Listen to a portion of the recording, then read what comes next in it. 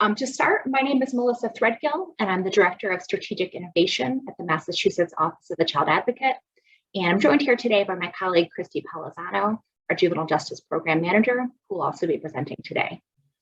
So if you have joined us for a presentation on Massachusetts juvenile justice system data, you are in the right place. Now, before we dive in, a few logistics. As I said, this meeting is being recorded. Second, please remember to keep yourself on mute. And if you forget, we will go ahead and take the liberty of muting you ourselves. Third, if you have questions, you can put them in the chat. We will do our best to monitor the chat as we go along for any sort of quick clarifying questions. And then any bigger picture and more substantive questions we'll save for the end. We have reserved some time at the end of this presentation for Q&A, and the chat is the way to put those questions forward. Finally, we will be making the slides available after the presentation. If you registered for this presentation, we will email them to you, and it will also be available later this afternoon on the OCA's website. And my colleague Morgan, will drop the link in where you'll be able to find the slides on the OCA's website later today in the chat.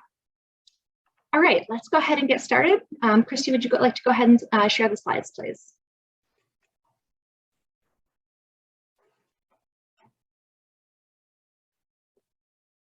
Great, and do you want to make it full screen there, Christy?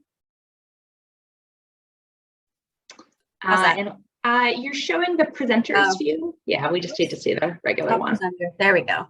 There we go, very good. All right, if you want to go ahead and go to the next slide. All right, so to give you an outline of what we're going to talk about today, I'm first just going to do a very brief introduction to the Office of the Child Advocate and the Juvenile Justice Policy and Data Board, for those of you who may not be familiar with our work. Christy is then going to walk you through data from fiscal year 21 on use of the juvenile justice system in Massachusetts. And she's also going to talk about some of the racial and ethnic disparities that we see in the data. I'm then going to be back to talk about the impact of the 2018 Criminal Justice Reform Act on the juvenile justice data over the last couple of years, as well as what we're seeing as the impact of the COVID-19 pandemic in the data. I'm going to take a couple of minutes to tell you about some exciting 2022 JPAD projects, and then we'll have some time for Q&A. So Christy, if you want to go to the next slide, please. So very quickly, if you're not already familiar with the Office of the Child Advocate, we are an independent state agency that provides oversight of all state services for kids in the Commonwealth. Our goal is to make sure that all kids are receiving appropriate, timely, and high-quality services and are protected from harm. We do this in a number of ways, and one of those ways is that we serve as the chair of the State Juvenile Justice Policy and Data Board. Next slide. The Juvenile Justice Policy and Data Board was created by the legislature in 2018 as part of a larger Criminal Justice Reform Act. The membership is set by legislation, and our membership consists of representatives from the various child-serving agencies from the executive branch, as well as from the judicial branch. We have members from the House and Senate. We have members that represent advocacy organizations, and we also have a parent representative. We were tasked by the legislature with a couple of key tasks. One, we've been asked to evaluate juvenile justice system policies and procedures and make recommendations to both state agencies as well as the legislature on ways we can improve outcomes for youth in our system. We're asked to collect and report available aggregate juvenile justice system data. We're asked to study the implementation of any statutory changes to the juvenile justice system. And we are regularly charged with just making recommendations for any statutory changes that can help improve the system. So that's who the JPAD board is. All the information that I'm going to be going through today is a product of the work of the Juvenile Justice Policy and Data Board. Next slide. The Juvenile Justice Policy and Data Board has sort of three major priorities that we've been working to focus on over the last couple of years since we were created. One is improving aggregate data collection and reporting. The second is expanding and improving community-based interventions that can hopefully keep youth out of the juvenile justice system wherever possible. And then three, identifying the impacts of any statutory changes so that we can let legislators know, hey, this is having the desired effect, or we are sort of seeing some impacts that were not what we were seeking, and there might be additional things we could do to make improvements. And we're going to be talking about all three of these priorities in this meeting. And Christy, I'm now going to turn it over to you to talk about the fiscal year 21 data. No, I'm not. I've got one more slide, and then it's Christy. Thank you. So as we look through the folks that were joining this, I know that we have participants here today who have spent many, many years working in the juvenile justice system, know it in and out, and certainly in more detail than I do. And then I think we may also have individuals that are less familiar with the justice process. And so I wanted to take just a moment to walk you through what a typical process may look like. Now, these are essentially all of the steps a youth may go through if they enter the justice system. It's really important to know that not all youth go through every stage. In fact, as you will learn later in this presentation, the vast majority of youth do not go through every stage. But still, I'm going to talk you through some of the stages and to give you some context for some of the terms we're going to use today. So the first thing that happens is there's an alleged delinquent offense, which leads to contact of some sort with law enforcement. The law enforcement then has sort of three choices they can make. They could issue a summons to appear at court at a later date.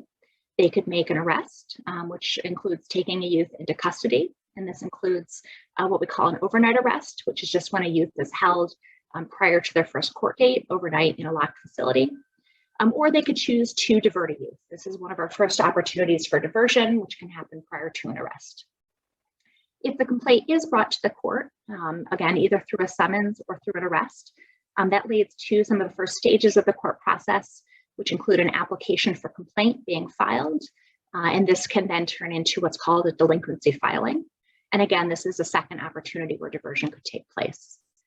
And another opportunity for diversion could be prior to an arraignment. An arraignment is where the charges to a youth are sort of formally read. And the reason we've changed this from blue to purple on this is an arraignment is the first stage where a youth now has a court record. And so when we're really trying to think about keeping kids out of the juvenile justice system, we're really thinking about these stages that are in blue, which are our best opportunities for diversion. But if a youth is arraigned, you then move into pretrial proceedings, which may, depending on the case, involve what's called a dangerousness hearing. A youth could be detained pretrial, or a youth could be placed on pretrial supervision. After that, you may have a trial and adjudication.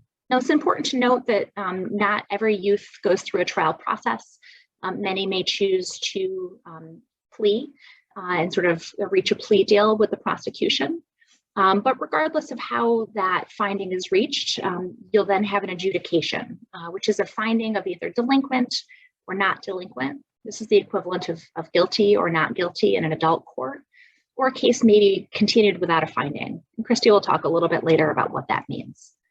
And then finally, after the finding, you have disposition, which is also sort of sometimes thought of as sentencing.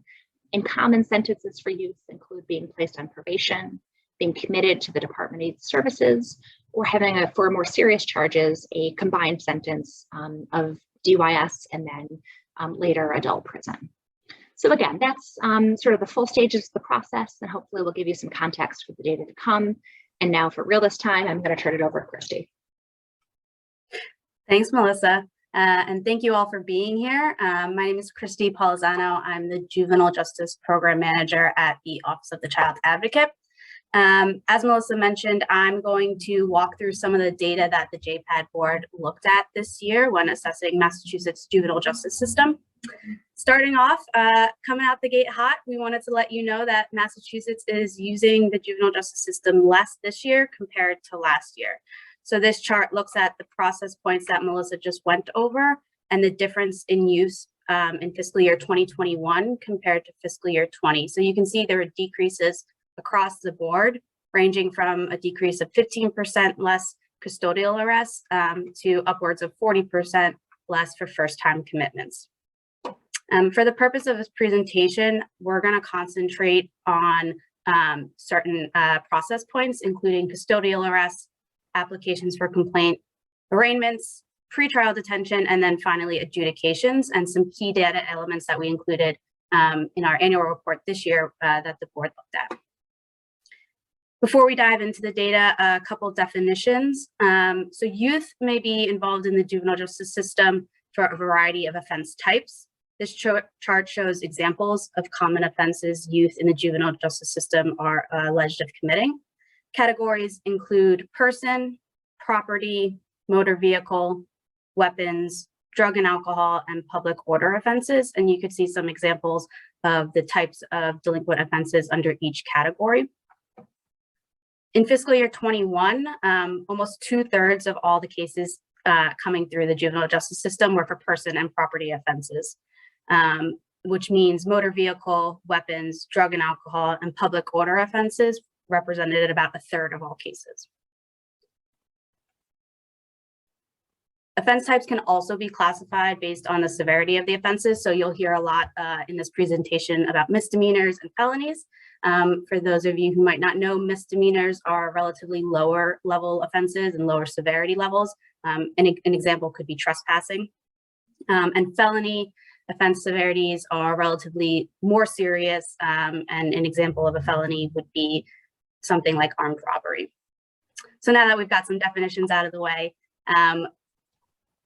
some of the first data elements that we wanted to show you was that a significant portion of fiscal year 21 data, cases are for misdemeanors and lower level offenses. This is particularly true at earlier process points in the juvenile justice system. So if you remember, Melissa mentioned applications for complaint as the first entrance into the juvenile court system. 60% of those coming through the door were for misdemeanor offenses. And even though they make up 60% of the applications, they represent about 1/3 of all adjudications, later on in the system. Of the cases that enter the juvenile justice system, most are dismissed or diverted before they reach an adjudication. So remember, an adjudication is that final determination in juvenile court of either delinquent or not delinquent, or guilty or not guilty. And this chart shows two main things that we wanted to point out. First, each line, so the orange, blue, and purple line, represents a different process point that didn't make it to an adjudication stage. So for example, 83% of applications for complaint, this orange line, didn't make it to an adjudication stage this year. As you get deeper into the system, you could see you're more likely to reach an adjudication stage the deeper you get into the system, but still not super likely to reach an adjudication stage. A little over 50% of all arraignments resulted in an adjudication in fiscal year 21.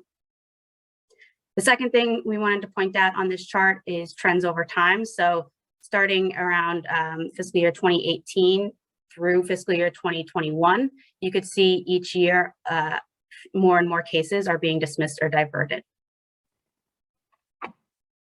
So what does this all mean?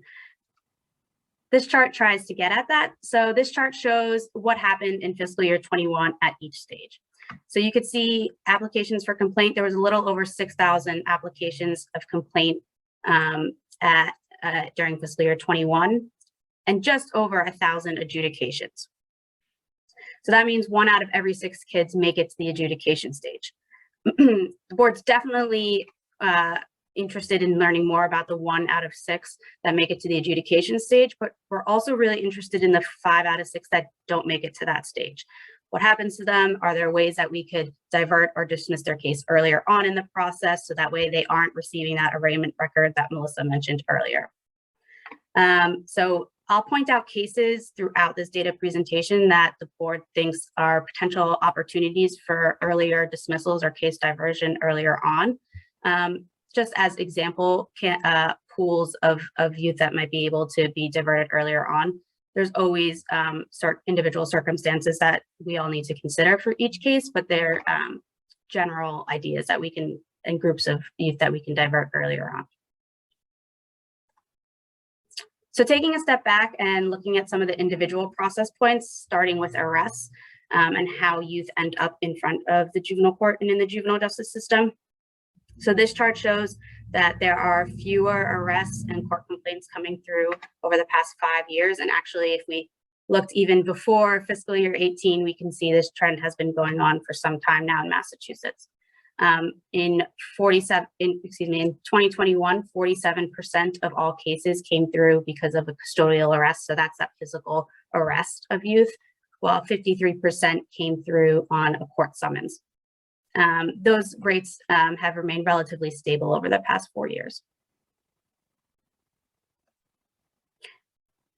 The decrease in arrests and summons has led to a decrease in applications for delinquency complaint.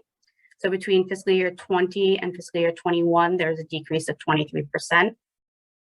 And you can see applications for complaint, so that first entrance into the juvenile court, have decreased about 50% between fiscal year 21 and fiscal year 2018 and fiscal year 2017, when there was over 12,000 applications. That large 50% decrease is driven largely by a decrease in applications for alleged public order offenses. So you could see this group of bar charts over here. In fiscal year 2018, there was a little over 1,000 applications for complaint for public order offenses, and last year there was just 188.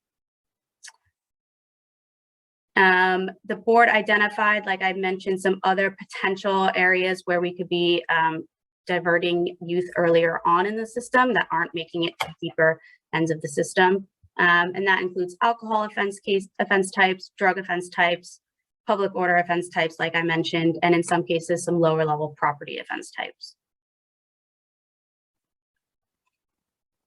Similarly, when we look at the severity of the offenses coming through the door, 59% of all of the cases coming through the door in fiscal year 21 were for misdemeanor offenses or less serious offenses, like I mentioned earlier. Some of these candidates may also be, some of these youth may also be good candidates for diversion or dismissal earlier on in the process as well. After the application for complaint process, youth are arraigned. That's when they officially get a juvenile court record. Arraignments were down 37% this past year, continuing a trend over the past 4 or 5 years of decline. And that person offenses contributed the most to the decline in fiscal year 21, almost 40%. It was cut by 40%. Still, there were over 1,000 public order offenses that were arraigned in fiscal year 21, which also represents another opportunity for diversion, as well as controlled substances, which is drug and alcohol offense types, and certain lower level property offense types. After the arraignment stage is the pretrial hearing stage. Like Melissa mentioned earlier on, one of the options is youth may be held in detention pretrial. In fiscal year 21, there was 553 youth who were detained pretrial. That's down 28% from fiscal year 20. So 553, this is actually the number of admissions into detention. So more than one youth could be admitted to detention in the year. So this is not necessarily the number of youth who are detained. Youth can be released during their detention and then come back if they violated conditions, or they may be arrested on a completely new offense and detained again. Some youth also may stay in detention for 1 or 2 days, and others may spend upwards of months in detention. On average, in fiscal year 21, youth spent a little over 60 days in detention. Again, that's an average. When youth are held in detention, they can be held there with the possibility of being bailed out through monetary bail, or they could be held there without the option for bail. For youth, so 71% of youth were held without bail. For those youth who were held without bail, most were held without bail because they violated a previous bail, or they had their personal revocation revoked, personal recognizance revoked, excuse me. So that means that youth were held in detention and released and then violated a bail condition, and then were brought back into detention and held without the possibility of bail. For youth that were held with bail as an option, you could see from this chart, they were held on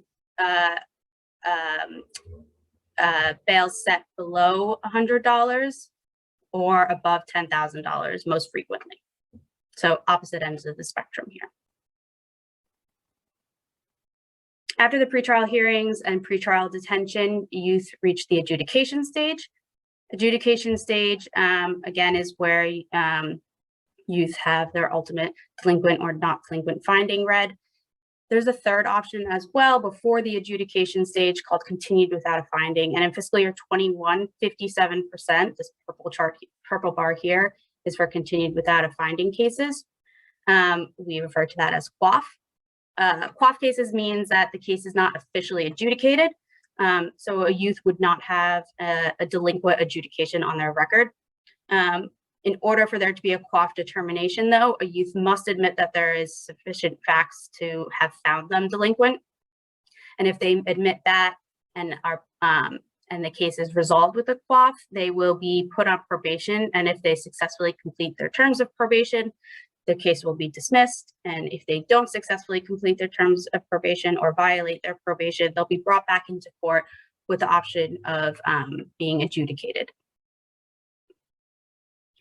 So while the number of adjudications have gone down each year, you can see from this chart, the percentage of cases that have resolved in QWOFs has remained relatively the same over the past 5 years, coming down a little bit from 60 or 61% to 57%. This is also a group of youth that might be good candidates for case dismissal or diversion earlier on before this adjudication stage. That is one group of kids the board is interested in further diversion possibly. When we look at diversion and earlier process points in the system, one additional group the board has been interested in diverting earlier on is youth of color, specifically Black and Latino youth. So this chart shows the racial distribution data at each process point throughout the system that I just presented data on, compared to overall Massachusetts youth population demographics. So this first bar chart up here is all youth in Massachusetts age 12 to 17, which is the age of juvenile court jurisdiction in Massachusetts, broken down by race category. So you could see 10% of all youth in Massachusetts identify as Black or African American, 18% identify as Hispanic or Latino, 64% identify as white, and 8% identify as another race.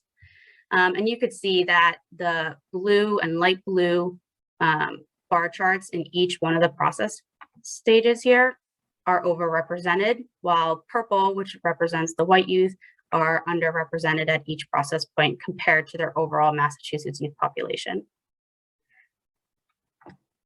So when you dive into this a bit further, this chart just looks at Black and African American youth. We could see they're overrepresented at each process point. So this gray line going across the entire graph here represents the 10% of youth in Massachusetts that identify as Black or African American that I just mentioned. And then along the x-axis here is each process point and the percentage of Black and African American youth at each one of those process points. So you can see that at each process point, the bar chart goes above that gray line, indicating overrepresentation. Specifically, when you compare Black youth to white youth throughout the system, Black youth were over 3 times more likely to be arrested, over 9 times more likely to be admitted for an overnight arrest, almost 3 times more likely to be the subject of an application for complaint, and almost 3 times more likely to be detained pre-trial, again, all compared to their white counterparts.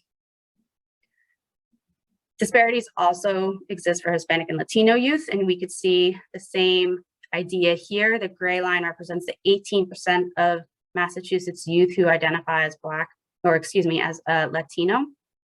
And we can see at each process point along the x-axis that they are overrepresented in the cases that come through the court and the juvenile justice system. Specifically, when we compare Hispanic and Latino youth to white youth, Latino youth were almost 2 times more likely to experience an arrest and over 7 times more likely to be admitted on an overnight arrest. So disparities is another huge area that the board is really interested in trying to figure out ways that we can decrease disparities throughout the system, whether that's through earlier points of diversion or case dismissal. So I know that was a lot of data. To recap some major data findings from this year's analysis of the data, One is that Massachusetts continues to use the juvenile justice system less and less. We saw that comparing the changes in use this year compared to last year. Of the cases that enter the juvenile justice system, most don't reach the adjudication stage, and most are dismissed or diverted before they reach that stage.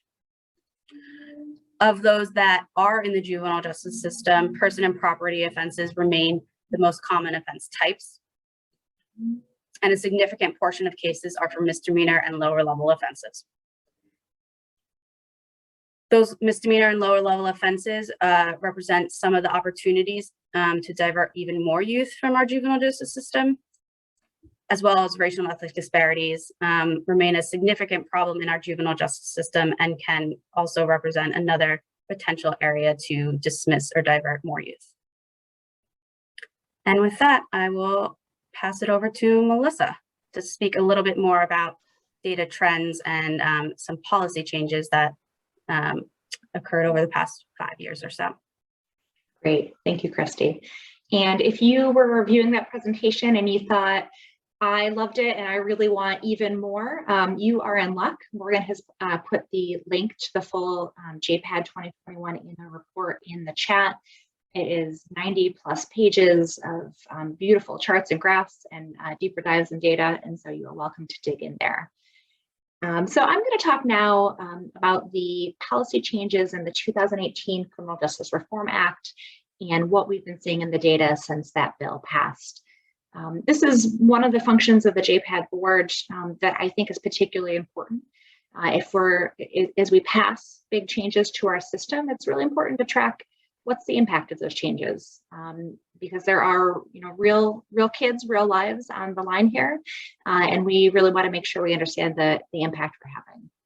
So for those of you that may be unfamiliar with it, in 2018, the legislature passed a large omnibus bill called the Criminal Justice Reform Act, or the CJRA.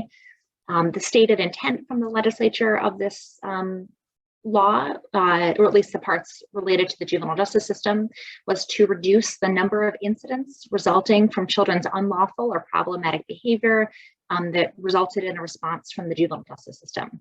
In other words, the goal here was, when possible, to serve kids with sort of programs and services in the community without having to pull them into the court system. And some of the major changes that this law made that were related to the juvenile justice system, first was raising the lower age at which a youth could be brought into the court system for a delinquency case from 7 up to 12. A really big change that was made was removal of juvenile court jurisdiction for first-time lower level offenses. And this just means essentially that if a youth was accused for the first time of committing certain lower level offenses, that the juvenile court would not have jurisdiction over those cases. That was really an attempt to keep kids out of the system, given that we know that in many cases, delinquent behavior is actually as normal for adolescents. The adolescents have a tendency to push boundaries, try some things they're not supposed to do, and that in the vast majority of cases, they will age out of that behavior. A third big change was giving the judiciary the legal authority to divert youth prior to arraignment for certain charges. There were also some new requirements related to school resource officers, police and school districts, and some revisions to juvenile overnight arrest lockup procedures. So if you want to go to the next slide, Christy, we have been tracking the impact. And so what this chart shows you is the percentage change from fiscal year 18 to fiscal year 21. So that is basically using fiscal year 18 as the baseline. That's the first year prior to the bill, and then comparing it to the rates in fiscal year 21 so we can see how much things have changed. And the big picture here is that the size of the juvenile justice system in Massachusetts has been cut roughly in half from fiscal year 18 to fiscal year 21, which is really incredible progress. And so you can look at a couple of key stages. We see that custodial arrests have gone down 53%, applications for complaint, so that's that front door of the juvenile court system, is down 46%. And then as we get a little bit deeper into the system and start to look at youth that are placed on probation following an adjudication, that's a 70% decrease. as well as youth coming in and being committed to the Department of Youth Services for the first time. That's the most serious sanction a youth could receive. That's decreased 61%. You might be looking at the bar that goes up, the 34%, and wondering what's going on there. That represents an increase in youth that are placed on pretrial supervision with probation since the reform. I want to note that there was nothing in the bill that impacted pretrial supervision. There sort of wasn't any change we could point to that would be leading to that. And so we think that is a trend that is certainly happening, but that is separate from the CJRA reforms.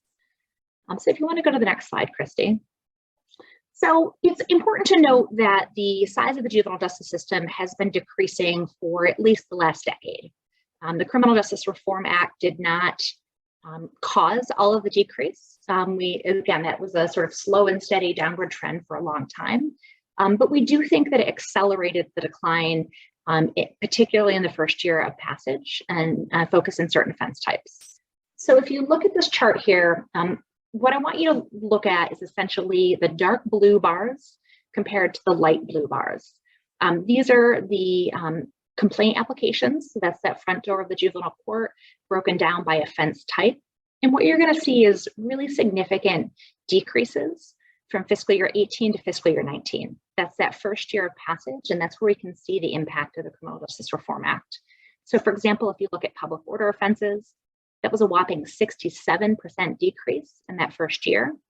We also saw a large decrease in property offenses, a 28% decrease, in alcohol-related offenses, a 55% decrease, and then a little bit lower, but still significant, a 22% decline in drug offenses. Those are all offense types that were impacted by the Criminal Justice Reform Bill, particularly what I sort of talked about, that first time lower level offenses that were moved from jurisdiction. And so that's how we can see the impact that the bill had. In comparison, if you look at person offenses, so go ahead, go back, Christy. If you look at person offenses, you'll see that from fiscal year 18 to fiscal year 19, there really wasn't much of a shift there. And that's because by and large, person offenses weren't impacted by the bill. Now, the last thing I want to point out are the red bars. And the red bars represent what happened during the sort of first full year of the pandemic. And so what you can see there, and that's going to lead to my next slide, is we actually did see a pretty big decrease in person offenses and a sort of smaller but still significant decrease in property offenses during the first year of the pandemic. We also saw a slight uptick in motor vehicle offenses, which is certainly something we're keeping track of. All right, you can go to the next slide, Christy. So that brings me to the second item I wanted to discuss, which is what impact did the COVID-19 pandemic have on the juvenile justice system to date? So the board studied this one in depth. In fact, in fall of 2021, we released a major report looking at the impact of the pandemic. And I know Morgan's going to put that link in the chat in a moment. And what we came to is really there are two impacts on the juvenile justice system. One first is driven by what we think is a shift that took place in youth behavior. And then the second are driven by changes in juvenile justice system practices. So basically things the kids did different and things the adults did different. So thinking about the kids, we know particularly in that first year of the pandemic, there were changes in circumstances in kids' lives. In many cases, well, for a while, none of them were in school. And then in many cases, lots of them remained out of school for at least the first year. Even when they were in school, in many cases, there was more limited contact with peers. We know being around peers is the type of thing that can, in some cases, lead kids to getting into trouble. And so that limited contact with peers and that increased being close to their parents, we think led to decreases in the likelihood of delinquent behavior that likely contributed to the decreases we saw of kids entering the system in the first place. At the same time, we know the juvenile justice system made policy and practice shifts to try to limit youth contact with the juvenile justice system, especially in custodial settings, because we know custodial settings are places where the virus could be transmitted more easily, and everyone was really trying to make sure kids and everyone else didn't get COVID. So if you want to go to the next slide, Christy. So the big takeaway here is that the pandemic likely accelerated the decline from fiscal year 20 to 21, but it's also important to view this in the context of overall trends. So if this slide is familiar, it's because you've seen this chart before. These are the number of complaint applications coming into the court over the past 5 years. And what you'll see is there is a steady decrease that happened every year.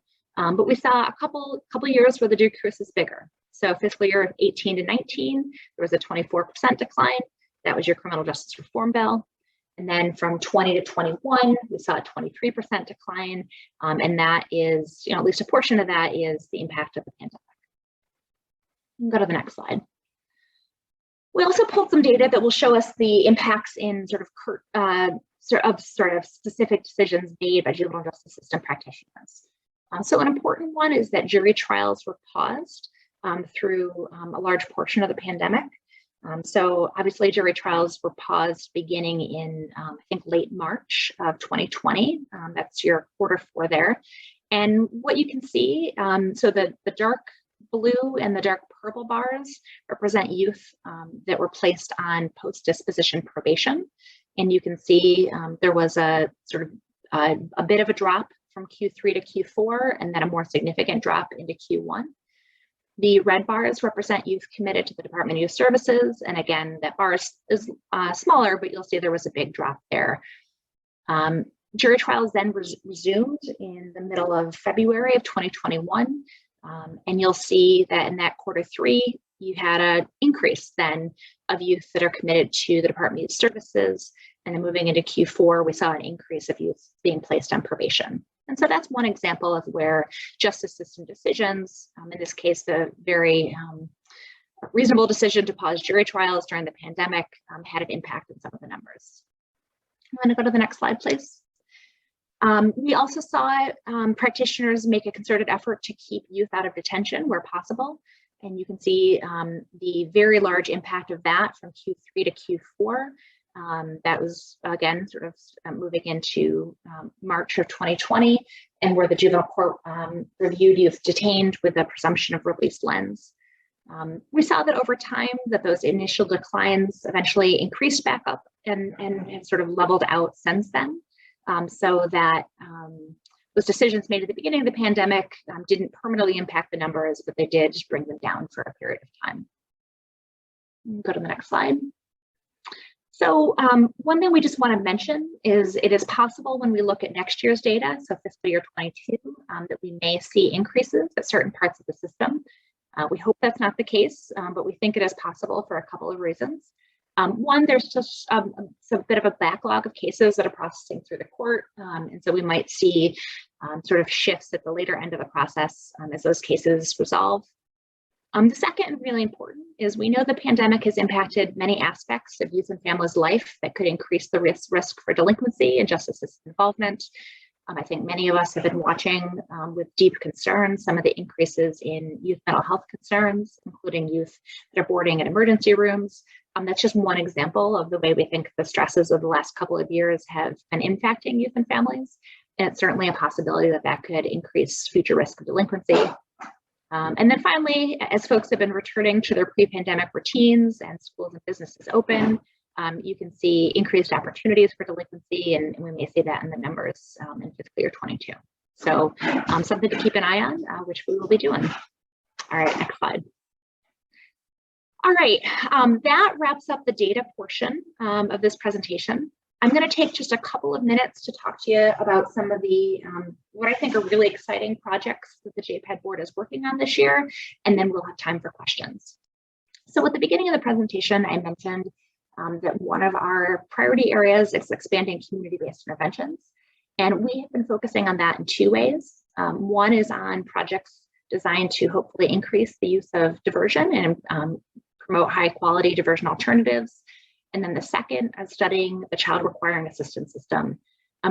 These are sort of two processes a little bit earlier in the process that could provide opportunities to eventually keep kids out of the delinquency system. So if you want to go to the next page. So the diversion is something the JPED board has been studying and working on for a number of years now. Beginning in 2018, the legislature asked us to study community-based interventions in diversion in Massachusetts as part of the Criminal Justice Reform Act. In 2019, we launched that study and ultimately published a report recommending the development of a diversion learning lab to pilot state-operated and, most importantly, state-funded diversion service model. In 2020, the board developed a 100+ page model program guide based on our study of diversion programs, successful diversion programs in Massachusetts and in other states, as well as the research on what works in diversion, with the goal of establishing best practices for a state-level diversion program. In 2021, the Department of Youth Services and the OCA partnered to launch 3 diversion learning lab sites. We had a competitive request for proposal process, and that led to 3 sites being selected in Worcester, Essex, and Middlesex counties. And in 2022, we opened our doors metaphorically because it was Omicron, so it was all virtual, but we metaphorically opened our doors to take referrals, and those programs are currently up and running and receiving referrals from police, juvenile court clerks, district attorneys, and judges. It's still very, very early days, but we're really excited to pilot this new model, see if we can increase the use of diversion, increase equity in our system, and produce high quality outcomes. And so if you want to go to the next slide, Christy, just a little bit about the program. This program is designed for youth with first-time and or lower-level offenses, as well as cases where the youth's unmet needs might be driving the delinquent behavior. So these are situations where a youth needs, maybe it's educational supports, maybe it's mentoring, maybe it's mental health or substance use treatment. And it really seems like if they were able to get those services, that we'd see a shift in that delinquent behavior. It's also designed to accept referrals from, as I said before, police, clerks, DAs, and judges. All of those individuals retain their statutory authority, such as it exists, to make diversion decisions. We essentially are the folks that they can send that referral to, and we'll take care of the programming. That program includes an evidence-based intake and assessment process, program requirements and services that are tailored to the individual needs of that youth, and case management that is provided by community-based organizations that have sort of an established base in a community and a wide set of connections with service providers in their community. And then where we're headed, we are collecting data, both qualitative and quantitative, so that we can learn and refine the model with the goal, if funding becomes available, to expand this option statewide. So that's the youth diversion program. Finally, I will talk a little bit about our work studying the child requiring assistance system. And I strongly encourage folks to start putting your questions in the chat so we can address them once I get through these last couple of slides. So the child requiring assistance system, if you are not familiar with it already, it is a civil juvenile court process in which parents or school officials petition the court to seek support for youth who, and these are the terms of the statute, fail to obey the lawful and reasonable commands of the youth's parents, guardians, or the school. They're sometimes referred to as quote unquote stubborn petitions or quote unquote habitual school offenders. It can also be for cases where a youth repeatedly misses school. So this is considered a truancy petition, repeatedly run away, or is suspected of being sexually exploited. So if you want to go to the next slide. So in all of our work on diversion and other projects, the JPAD board heard consistently from folks with concerns about the child requiring assistance system, and particularly concerns that we could be doing a better job of serving kids and families before they came to the attention of the court through a CRA or through the CRA process. And so in 2021, the board launched a CRA study. This is through our community-based intervention subcommittee, and includes presentations. The studies thus far, has included presentations by different agencies and professionals that interact with the CRA system. The OCA has also interviewed well over 100 different stakeholders. Some of you on this presentation today, I think, participated in those interviews, and if so, we thank you, to better understand their experiences with the system. And we also conducted focus groups with caregivers who have gone through a CRA process to learn about their experiences as well. This year, in the spring and summer, we are bringing in some other states that have recently reformed their CRA system to talk to us about their experiences and lessons learned. We are doing a case file review to get a better understanding of the services that youth need and in fact receive. And then we'll be discussing potential recommendations for improvement. So stay tuned. Assuming all goes well, there will be a report this fall with recommendations for improvement, which I suspect will include recommendations both for reducing CRAs in general and getting kids and family services earlier, as well as potential process improvements for when CRAs are filed. All right, I think, last thing before, and it looks like we've got some questions coming in, which is great. You can learn more. Morgan has been popping the links to these reports in the chat, but all of the reports that we discussed today are on our website and this link here. We also invite you to take a look at our juvenile justice data website. It gets into the nitty-gritty in lots of these data elements. You can look at changes over time. You can filter by demographics and when it's available by geography. It's a really neat resource. And if you want to better understand the juvenile justice system data, definitely take a look. And with that, Christy, why don't you go ahead and take the slides down and we can start to go through some questions. All right, so it looks like our first question from Katie at the Cape and Islands District Attorney's Office is, how would those diversion programs differ from those already offered by district attorney offices throughout Massachusetts? That's a great question. So when the board studied this in 2019, one thing we found is that there were really great variations in sort of the types of diversion programs that were offered. And to be clear, DAs offer programs, but also in some cases, law enforcement do as well. Clerks also make decisions about diversion. And as of 2018, judges have the authority to divert as well. And we saw there were a lot of differences in programs, and we saw that some were following evidence-based processes, and some, it seems like, were maybe a little bit older in their model. What we also saw is there was great variation in the availability of services available for kids from community to community. And this is frankly because some communities have a lot more money than other communities in Massachusetts. And we think that's a real form of inequity.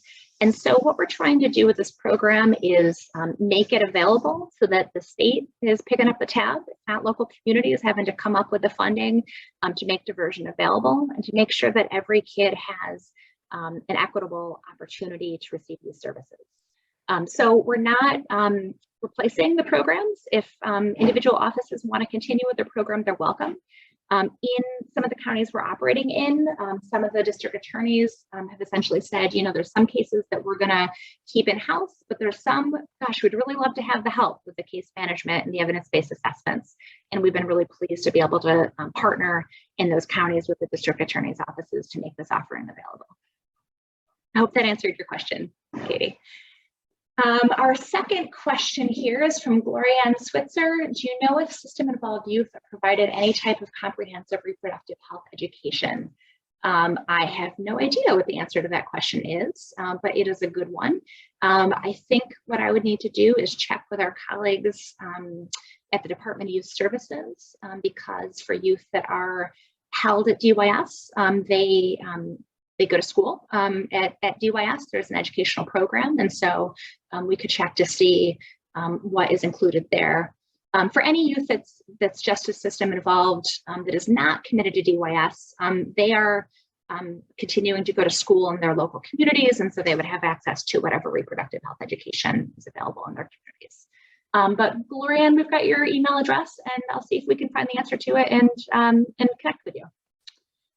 All right, so let's see. Claudia Dunn says, will the diversion project provide more individualized plans for youth? It is our full intention that diversion plans are deeply individualized for youth. So we have a pretty comprehensive intake process that includes an interview with the youth to understand, you know, what do they think is driving the behavior, as well as what do they see as the strengths that they'd like to build on. We also do interviews with the youth's family to understand that as well. We implement a tool called the YLS CMI screener version, which helps us identify the particular criminogenic risks and need a youth may have. We also implement what's called the MAZI-2, which is a mental health screener that can identify if a youth needs sort of more additional mental health assessment. We take all those things together to try to develop a plan that is going to support the youth strengths. We take a positive youth development approach and address criminogenic risks while making sure that we're tailoring the level of intervention to that youth's risk level, because we know that there's research that says if you over intervene in the life of a low risk youth, you can actually make things worse. And so we're trying to support kids, set them up for success, get them what they need without over intervening. And all of that is individually tailored to the specific needs of the youth. All right. Let's see, the stakeholders participating in your feedback data collection for CRAs, are you aware if any are from representing the Cape and Islands region? Yes, we have had representation from folks all across the state, but that is a good reminder. If you have thoughts about the CRA process and you'd like to talk to us, we would love to talk to you. As I said, we've spoken with well over 100 folks from a wide variety of stakeholder groups, but we continue to want to learn. We have learned a lot from these interviews. And so my email address will be in the PowerPoint, and I'll also pop it into the chat. If you'd like to talk to us, please reach out and we will set up an interview, which is, in case you're wondering or curious, all of our interviews are anonymous. We don't sort of then report out. I don't say, well, Christy Palazzano told me. We try to collect this information anonymously so folks feel comfortable saying what they feel like they need to say. So that is all the questions I'm seeing in the chat. I'm going to do a last chance for folks to put questions in the chat, or if you are a slow typer, you can just say, I have a question, and I will call on you. Happy to do that as well. I know we put a lot of information out there. We're so pleased that so many folks came today for this presentation. We're really trying to do our best to get all the work that the JPED board is doing out into the public and available. So if you've got questions, if you've got thoughts, please reach out. We always want to hear from you. And we are also willing to do this presentation or a version of it for other groups. So if you've got a group of colleagues that you think should see this, let us know. We're happy to take it, I was gonna say on the road, but probably virtually on the road. So with that, I think we'll go ahead and wrap up. Oh, yes, Kathleen, a recording will be available. We're still working out some of the logistics, but we'll let folks know, and it will be posted. A link to the webinar will be available on our website, as well as a copy of all the slides will be available this afternoon. All right. Goodbye, everyone. Thanks, and have a wonderful rest of your day.